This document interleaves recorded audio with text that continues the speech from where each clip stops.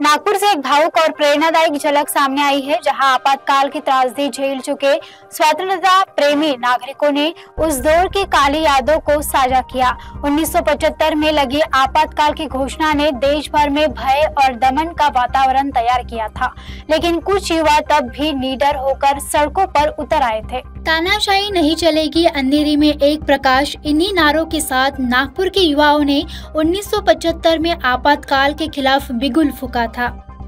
Shripad Risaldar, doctor Kumar Shastri, Ravindra कासखेड़ीकर और अविनाश संगवई जैसे अनेक युवाओं ने तानाशाही के खिलाफ आवाज उठाई और जेल जाना स्वीकार किया।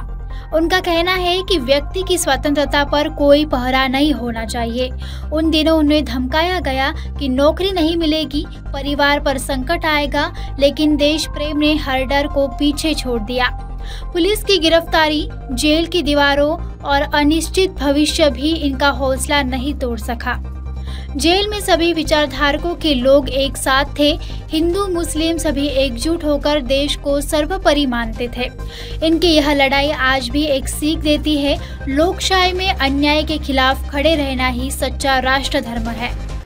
1975 मध्ये ज्यावेळेस आणीबाणी आली त्यावेळेस या देशामध्ये कशा पद्धतीचा दहशत होतं, त्या दहशतीच्या माध्यमातून कार्यकर्त्यांनी एकत्रित येऊन जे सत्याग्रहाच्या माध्यमातून ही संपूर्ण आणीबाणी उलथवून टाकण्याचा जो प्रयत्न केला तो अत्यंत आदर्श असा होता।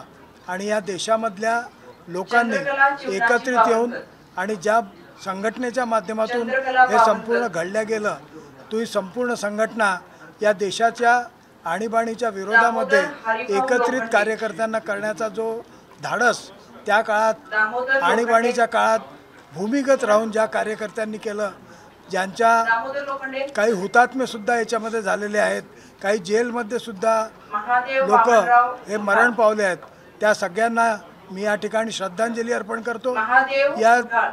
या ठिकाणच्या आमचं जे स्वातंत्र्य संग्राम सेनानी संघ जो आहे त्या संघाने अत्यंत निष्ठेने या संपूर्ण आणीबाणीच्या कालखंडात ज्या लोकांनी काम केलं त्या सर्वांना एकत्रित करण्याचं काम या सेनानी संघाने केलं आणि त्या सेनानी संघाने केलेल्या कार्याचं फळ आज हे या ठिकाणी आम्हाला दिसतं आहे। या ठिकाणी जो सत्कार माननीय मुख्यमंत्र्यांच्या निर्देशानुसार माननीय जिल्हाधिकारी साहेबांनी केलेला आहे, त्याचं मी प्रशासनाचं आणि माननीय मुख्यमंत्र्यांचं विशेष आभार या ठिकाणी व्यक्त करतो।